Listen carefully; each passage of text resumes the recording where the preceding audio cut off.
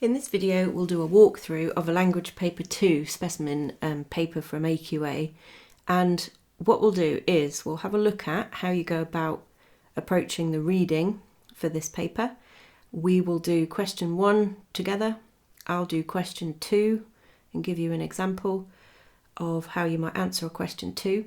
You can then do question 3, and then I will scaffold, I'll build the answers ready for question 4, and then you will go away and write the response yourself.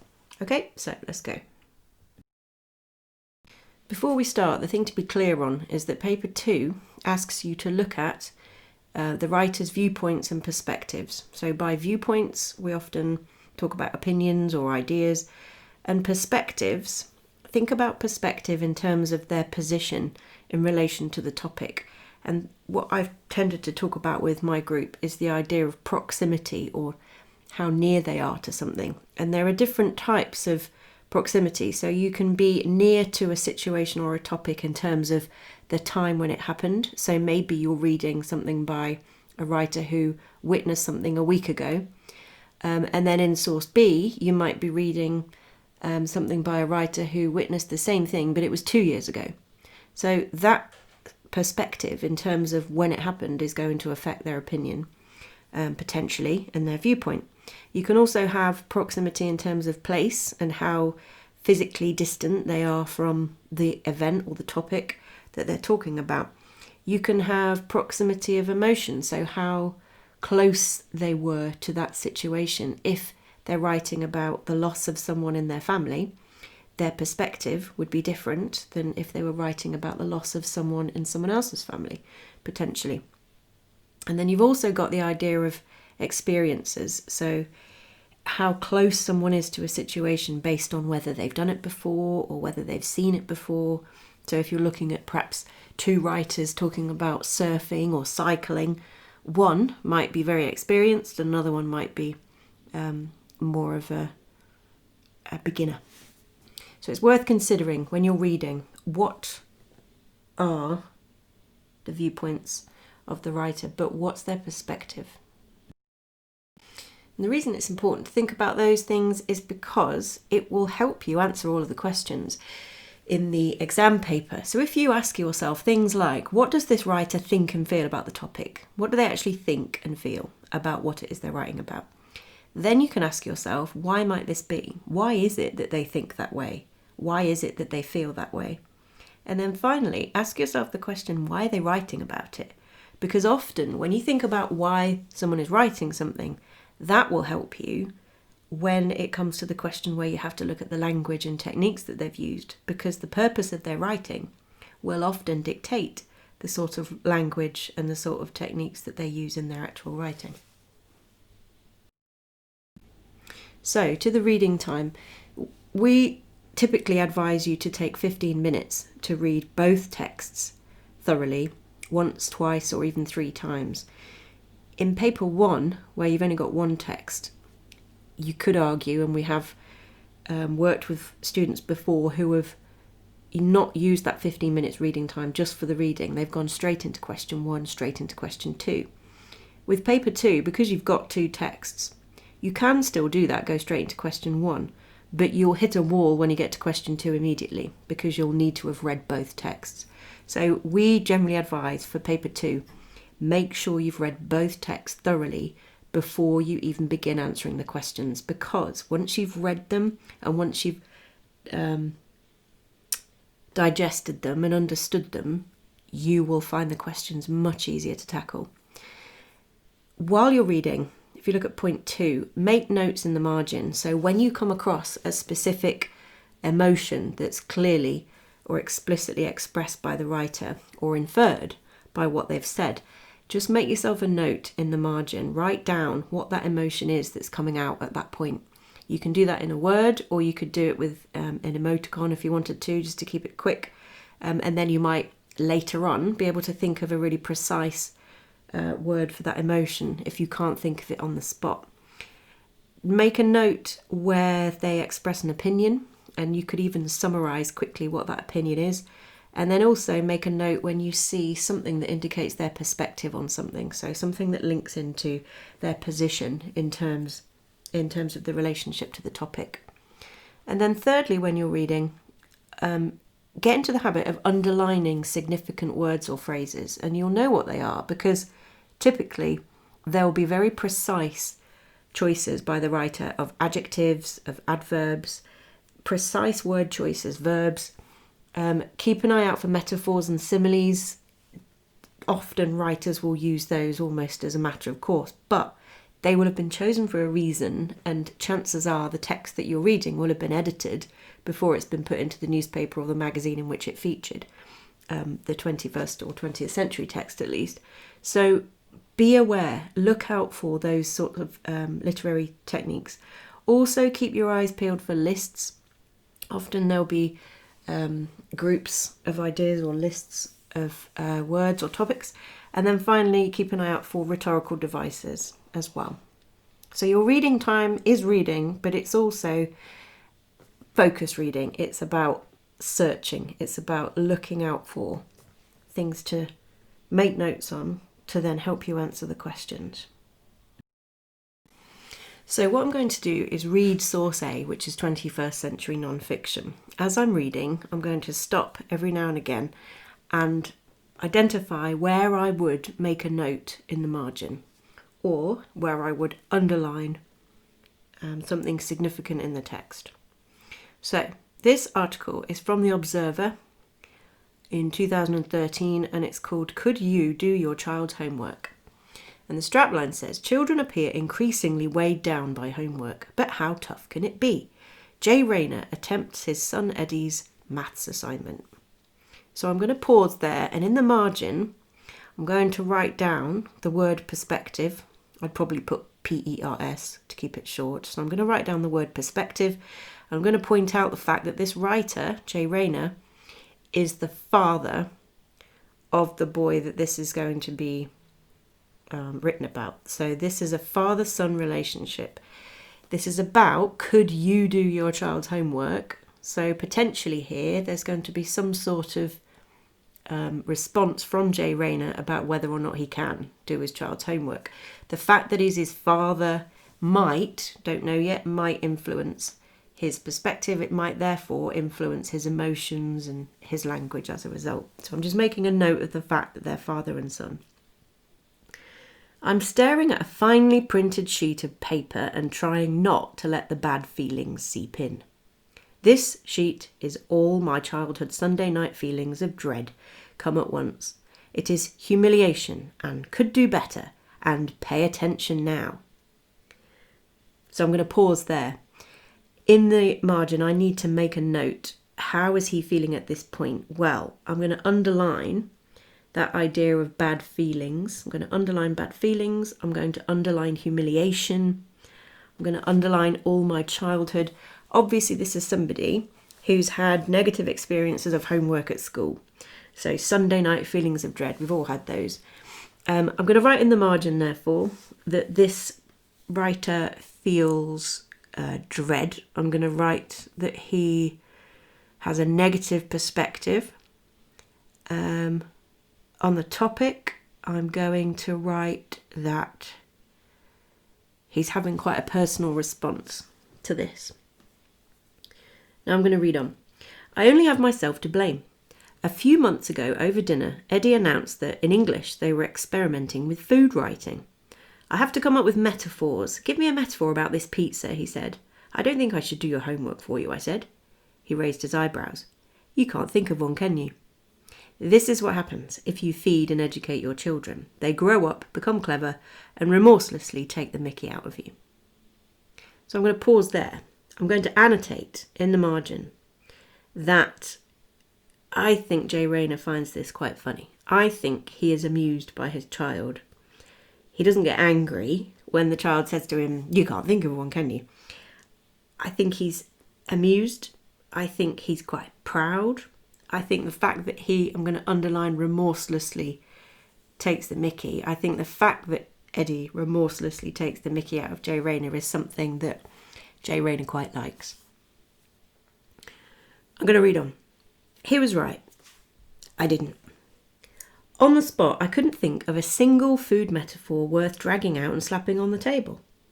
And so the memories of homework came flooding back, of long nights of carefully planned idleness, ruined by the imposition of essays and worksheets, of tasks flunked, of a chilly emptiness at the thought of the way my efforts would be received by teachers. The fact is that I was not especially academic. On the results sheet, my grades lined up like a line of Pac-Men doing a conga. I ruined his joke there. So, for this paragraph, I'm going to write in the margin that he is perhaps a little bit haunted to a degree by his memories. I'm also going to say, though, that he's very self-aware and honest. He accepts the fact he wasn't especially academic. And then he's being a little bit self-deprecating potentially. So he's talking about the fact that his grades lined up like a line of Pac-Men doing a conga, instead of just saying there's a lot of C's in a row. I presume that's what he's saying. Pac-Men? Yeah. And so, having failed the English homework test, I decide to show a little solidarity. I will have a go at his maths homework just to get a sense of what it's like to be 14-year-old Eddie, which is why I'm now staring at the sheet of paper. Ah yes, algebra, the merry dance of X and Y. Simplify, wrench things out of brackets, calculate values. This I used to be able to do, or at least I think I used to be able to do this. Right. Yes. I stare at the page again, wondering whether I might be able to will a nosebleed to obscure the equations. There are 3 marks out of a total of 25 available here. Not getting it right would be an early setback. The next one looks more straightforward. A to the power of 4 times A to the power of 3. I think that's what that says. I'm pretty sure I remember this. Just add the powers together, which would mean... There is an expand and simplify question which refuses to grow or be simple. In his special mocking voice, Eddie tells me just to draw a sad face. I do as I'm told. Better that than a blank. Eddie returns to his room and I press on. Some of them I can manage. I appear to know how to multiply out 3 times 5 minus 2x. But with the next one, I am firmly back in the weeds. I'm so baffled that shamelessly I Google a maths website. So in this middle part of the article, this is, I'm going to annotate in the margin, this is Jay Rayner taking us on the journey in his mind of exploring these calculations. And the very fact that I am not entirely sure how to articulate some of them, I think is part of the point of what he's trying to do. So he puts us in the same place as he is. He puts the reader in the same place as him, looking at this blank page, looking at these calculations, trying to work them out, trying to understand them. He is confused at this point. He is perhaps a little bit stressed. He is, however, determined. He's carrying on. At the end, this last paragraph, I'm going to point out, underline, special mocking voice, where Eddie tells him to draw a sad face. And I'm going to make a note in the margin that Eddie seems to almost know his father better than he knows himself in a way. So the last little section. A few days later, Eddie receives his marks. He got 20 out of 25, or 80%, a low score for him. Me, I've got 12 out of 25, or less than 50%. Does it need saying that my biggest miscalculation was to take on Eddie over maths? He doesn't labour the point, but he's irritatingly good at it. I knock on his bedroom door. He doesn't look up from his computer screen. He's too busy killing things while talking on Skype to his friend Theo, who is also in the game trying to kill the same things. Finally, he looks up at me from the computer. Who needs teachers to humiliate you when your son can do it so effectively? So, in this part of the article, I'm going to annotate in the margin that he Jay Rayner feels a little bit humiliated.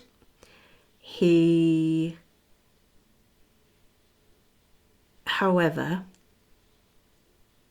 I think this little moment here shows a lot of love between these two. The fact that he knocks on his door and Eddie doesn't look up from the computer screen. He's doing his thing with Theo, killing things, and then finally he looks up at him, and Jay Rayner leaves us with this line that is all inference. We're left to infer the look on Eddie's face. Who needs teachers to humiliate you when your son can do it so effectively? So I'm left with a feeling, if I go back to my 3 questions, what does this writer think and feel about the topic? He feels that homework's always been difficult for him. He feels that he perhaps shouldn't have taken on his son in a sort of little competition as to whether he could do the homework or not. I think he feels that potentially he knows less than he knew he did. I think he feels very strongly that his son is brilliant. I think he loves his son very much. I think he thinks his son is impressive, funny, witty. They're all the thoughts and feelings I get. His perspective is influenced by his experiences at school, and his experience in bringing up his son and living with his son. And the final question was about why is he writing about this? Well, if we think about this as an article in general and the effect it's had on me, I think Jay Rayner's written this article largely to make people smile. He's written it to give an insight into, first of all, what it's like to be a child. Secondly, what it's like to be a father. What it's like to be someone in school at this stage working on the sort of homework that you get as students. So all of these things are in my mind, and I feel like I've got now a reasonably good understanding of these two and of the topic that Jay Rayner's talking about. So I feel confident now heading on to have a look at question number 1, because I know that's going to be about this text. So before I read source 2, I'm going to go on to question 1 and show you how straightforward that one is. So question 1 will always be worded like this. It will always say, read again the first part of the source from lines 1 to 15 or 1 to 12. Choose 4 statements below which are true. Shade the boxes of the ones that you think are true. Choose a maximum of 4. So at this point, you could draw yourself a line underneath line 15 if you want to stop yourself searching any further. You need to keep in your mind that you need 4 statements to be true. Now, the wording has changed on the exam paper, and instead of boxes, it says lozenge. So you need to make sure that you just colour in that little oval. That's the lozenge. I hate that word, but that's what you need to colour in, not the box, the lozenge. So a good practice to get into the habit of is, as you're going down, before you go near the lozenges, just put yourself a little dot next to the answers that you think are probably going to be the ones that are true. So let's go through. Jay Rayner has good memories of his time in school. That's false. B. Jay Rayner was happy to help his son with his homework. That wasn't true. C. As a boy, Jay Rayner worried about handing in his homework on Monday mornings. Ding. That's true. D. Jay Rayner could not think of a food metaphor to help his son. Ding. That's our second true. E. Jay Rayner was very able in school. F. As a boy, Jay Rayner did not enjoy doing homework. Ding. G. Jay Rayner looked forward to receiving feedback from his teachers. And H. Jay Rayner makes a joke to cover up his own real exam results. Ding, he does, because that was his Pac-Man joke that I messed up. So we have now got C, ding, D, ding, F, ding, and H, ding. There are 4 true statements. Question 1, 2 minutes, done. Now, on to question 2, and here's where you'll see, this is where you will have needed to have done all your reading, because it says you now need to refer to source A and source B for this question. Use details from both sources. Write a summary of the differences between Eddie and Henry. So what this question wants you to do is make a comparison between two things from each text. So sometimes it might say, write a summary of the differences between the weather in source A and the weather in source B. Write a summary of the differences in the car in source A and the car in source B. So it's apples, oranges, A, B, Eddie, Henry. So what we need to be able to do is confidently be able to identify things about the sources of comparison, so Eddie and Henry. Now, one way you can approach this is if you use the 3 words reference, inference, difference, all the answers, as we say in class, reference, inference, difference. You need to find yourself a quote that suggests something about the boy, and then make your inference, and then offer whether or not that's a point of difference or similarity. So, for example, I might say, Eddie appears to be, and then in there, I would put in my description of Eddie, as shown by the phrase, and then in there, I would put my quote from the text. So what that does is it includes my reference, which is my as shown by the phrase, quote, and my inference, which is the bit where it says Eddie appears to be. Because the inference is what I've gathered, what I've seen, what I believe as a result of the references, the quotes, the words in the text. So what we can do, before we've even read source B, we can start thinking about what we do know about Eddie, and which quotes we might use to prove our point. So let's do that. So here's my answer with some references and inferences. So Eddie appears to be a clever child, inference, as shown by his father's description of 85% being a low score for him. There's my reference, there's my evidence of why Eddie's clever. He also appears to be quite witty and clever in a different way, in that he can make his father feel a little small sometimes. Then I've chosen the quote, you can't think of one, can you? Raina says that Eddie remorselessly takes the mickey out of him, and this adverb suggests that the boy and his father enjoys their relationship and the banter between them. There's my inference. Eddie is obviously confident in his father's love for him, there's my inference, as he feels able to joke with him in this way without fear of being told off. Finally, Eddie seems to be very contented and relaxed in his home, there's my inference. Killing things, reference, on his computer, and not looking up, reference, when his dad enters. He feels perhaps even a little bit superior to his father, inference, which Raina perhaps feels even more keenly as he could not complete the homework to as high a standard.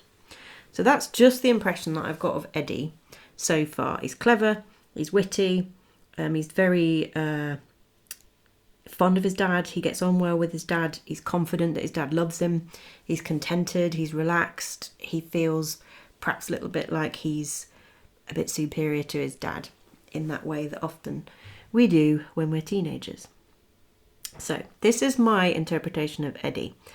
This question has asked me to look at differences between Eddie and this other boy, Henry, who we have yet to meet. So what we now need to do is have a look at Henry and work out whether he is the same as Eddie or different.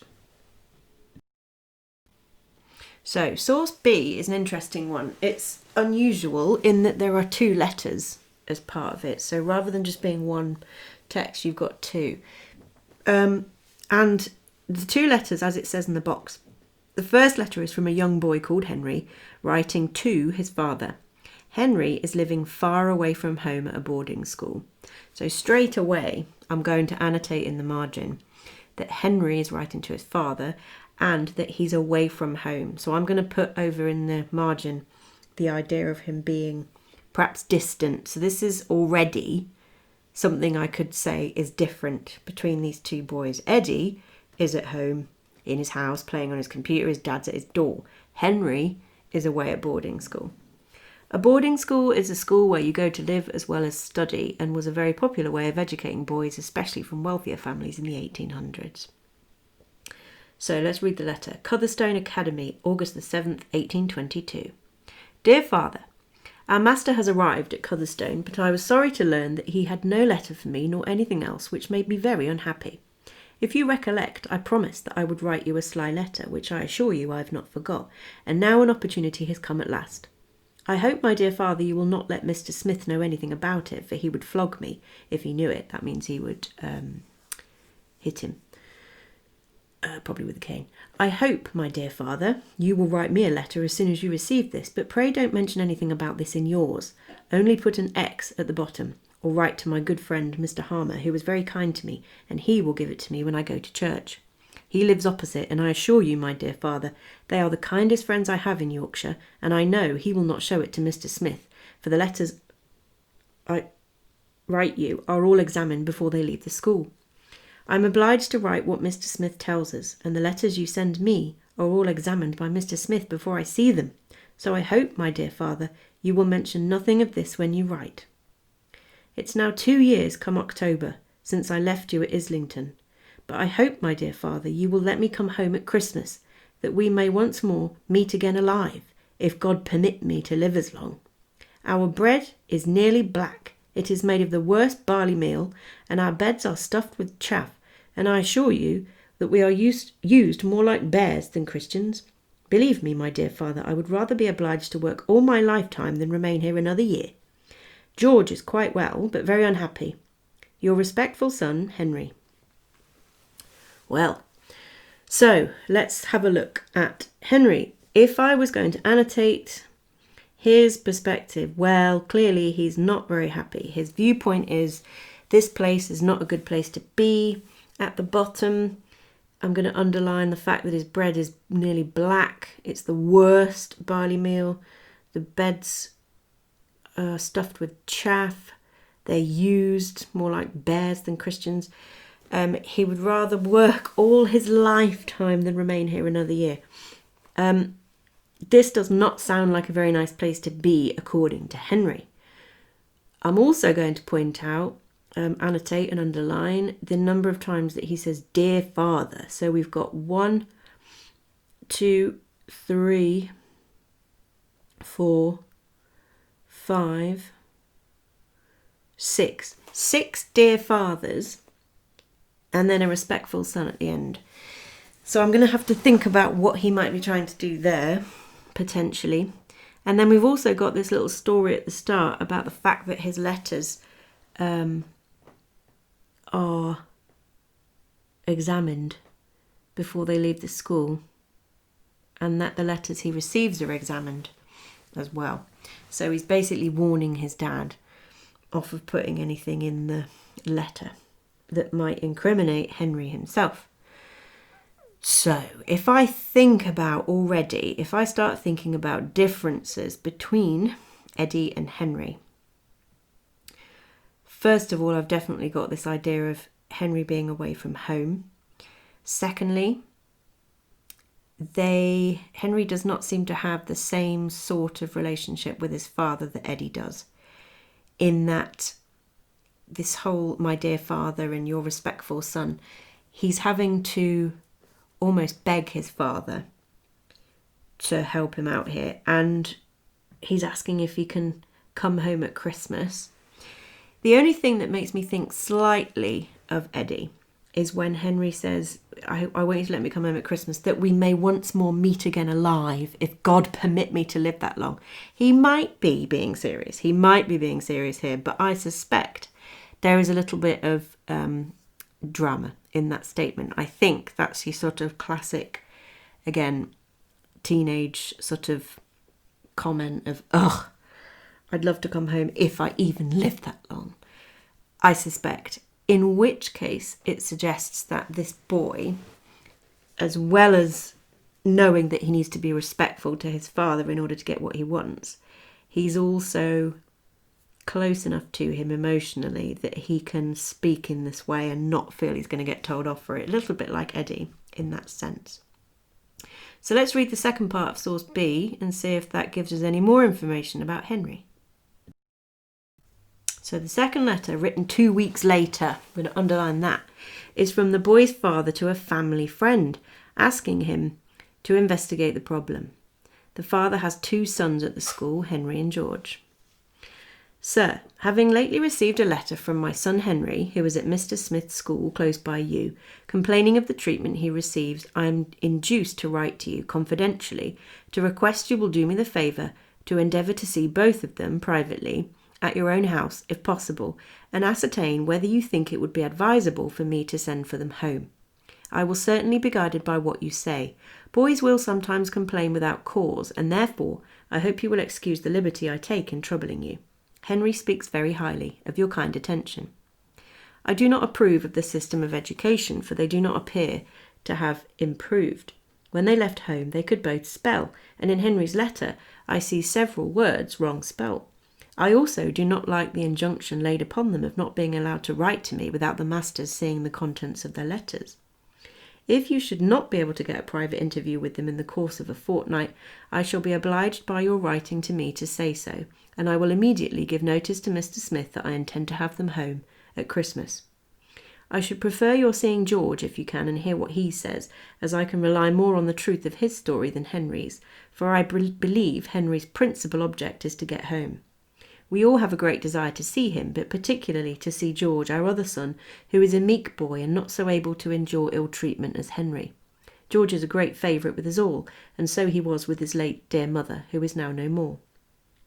You will no doubt see my object in thus troubling you, and I hope you will excuse the liberty I take, but as I know you've been very kind to the boys, I shall esteem it an additional favour by your attention to this, and an answer at your earliest convenience. I remain, sir, very respectfully, your obliged honourable servant, William Heritage. So this is interesting. So Henry's father has written a letter to the person that Henry told him to write a letter to the friend. So that's interesting. What does that suggest about the relationship between Henry and his father? Well, it suggests that there is trust there. It suggests that the father is supportive of Henry. He does want to help him out. He does listen to what he's got to say. So in that sense, you could say, back for question 2, there is a similarity there between Eddie and Henry in that they both have actually quite strong relationships with their fathers, despite the fact that Henry is away from home. We've also got this idea of, interestingly, the father, William Heritage, wants this man to speak to George as opposed to Henry because he says, you can rely more on the truth of his story than Henry's, for I believe Henry's principal object is to get home. What he's not saying there is that Henry's a liar, but what he's saying, we can infer, is that he knows that Henry will sometimes be a bit over the top. He wants to get home, so he might be making it seem slightly worse than it is. That shows that Henry, potentially then, thinking back to Eddie, Henry's quite clever too. Henry is obviously a clever boy, and the dad knows this. So the dad is thinking to himself, well, let's just check with George. The other reason that we could maybe compare Henry to Eddie in a favourable way is when it says on line 44, George is a meek boy and not so able to endure ill treatment as Henry. So George isn't as good at putting up with ill treatment, bad treatment. He's not as able to do that as Henry. So what does that imply about Henry? It implies that Henry does not suffer fools. It implies that he won't just put up with anything. It implies that he's a strong character, that he sticks up for himself. He's got his wits about him. So actually, more and more, Henry's starting to sound a little bit like a 19th century Eddie in some ways. So what I can now do is go back to my question and start to write up my points about Henry. But now what I need to do is start including my difference moments. So let's do that. So what I'm going to do now is outline what I've picked up about Henry. But the difference here is, whereas before I just wrote about Eddie on his own, now when I mention anything to do with Henry, I'm going to try and link back to Eddie, and I'm going to say whether or not it's the same or different. So I've begun with like Eddie. Henry appears to be a clever child, as shown by his father's description of his principal object being to get home. Henry obviously knows how to use language to turn a situation to his favour. Dear father, your respectful son. This also leads us to another favourable comparison with Eddie. Henry obviously feels he can manipulate his father, or at least he feels safe to try.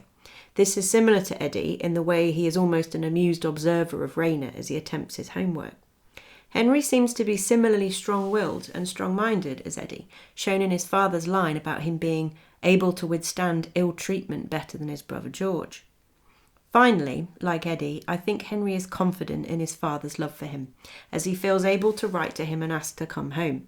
Equally, like Eddie, Henry is shown to have a loving father, as Heritage does, in fact, write to the man identified by his son and asks him to investigate matters. Despite the difference in relative distance from their fathers, therefore, one at the door, the other 2 years and miles away, these two boys have very similar relationships with their dads. So what I've done, if I was to write this underneath my first paragraph, I've then got a full question 2 answer that has references, quotes, inferences about both boys, so my thoughts on both boys based on those quotes, and I've pointed out differences or similarities as the case may be.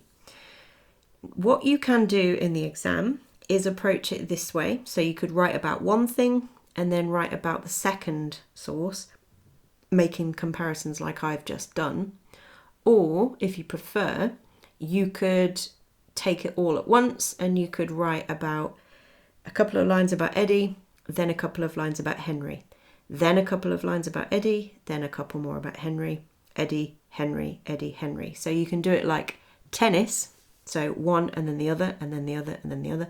Or you can do it as Will Knight gave me this analogy. You can do it like cricket, so you have an innings. So Eddie has his innings where you explain all about him, and then Henry has his where you explain all about Henry. So they're your choices for question 2. But remember, reference, inference, difference. Now the next question, question 3, will always be the same kind of format. It will ask you to look only at source B. So this is where you will have to look at the 19th century text always.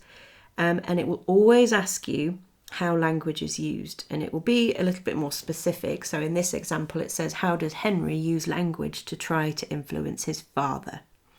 Now this one, that question already, you should have some clear ideas in your mind of what kind of words and techniques and phrases Henry uses to try and influence his father.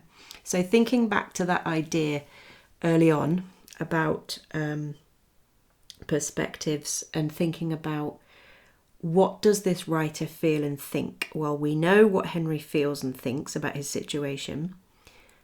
Why does he feel that way? Well, because of his treatment or his perceived treatment. And then the final question is, why is he writing about it? Well, we know why he's writing about it because his father's told us.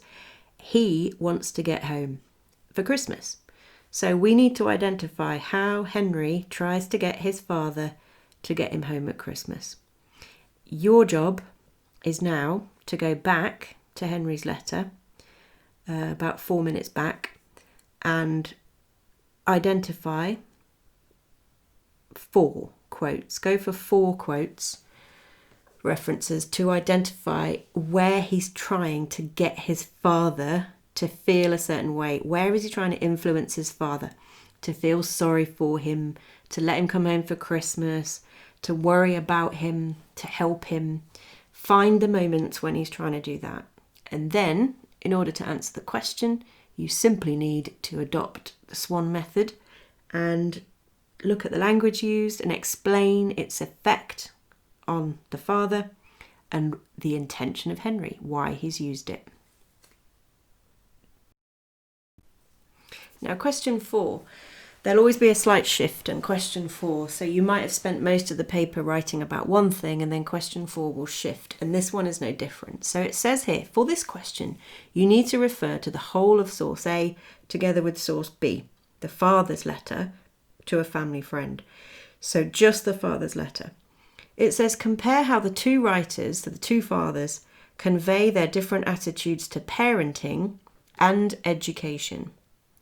In your answer, you could compare their different attitudes, compare the methods they use to convey their attitudes, and support your ideas with references to both texts.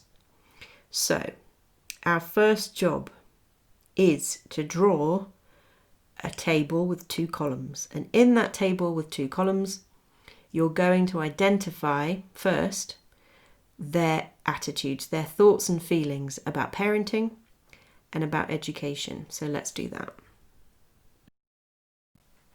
So for this question, you need to be able to identify what they think or feel about the topic. So parenting and education. Well, in terms of education, we know that Jay Rayner did not like school. He tells us that he didn't. He also tells us that he wasn't especially academic. So what you can do there is make some inferences based on that. But we can pick up on his attitude to education in the sense that he knows the pressure of homework and of school because he's been there.